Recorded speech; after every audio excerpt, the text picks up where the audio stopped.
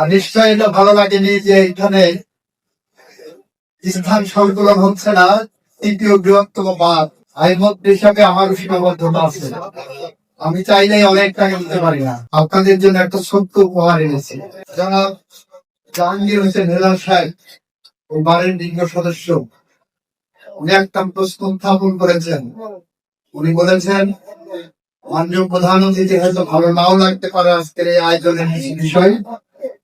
হ্যাঁ, আমার ভালো লাগেনি একটা বিষয়, উনি যেটা ভাবছেন সে বিষয়টা নয়।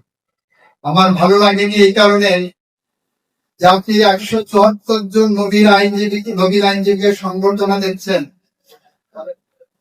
অথচ 174 জন নবীন আইনজীবীর অনুভূতি প্রকাশ করার জন্য কোন সুযোগ এই বিষয়টা ভালো লাগেনি। আরেকটা বিষয় ভালো লাগেনি এই ভেবে যে এইবারে এতজন সদস্য আছেন, আমার কোন বোনেরা এখানে বক্তৃতা দেওয়ার সুযোগ পাইনি।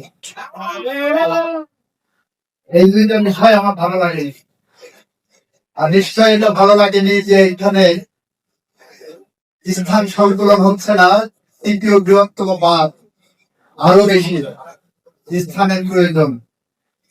আইনমন্ত্রী হিসাবে আমার সীমাবদ্ধতা আছে। আমি চাইলেই অনেক টাকা দিতে পারি না, চাইলেই অনেক কিছু করতে পারি না।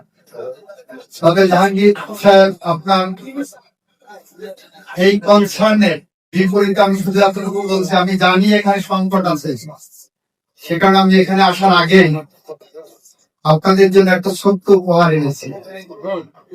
সেটি হলো এই বার অ্যাসোসিয়েশন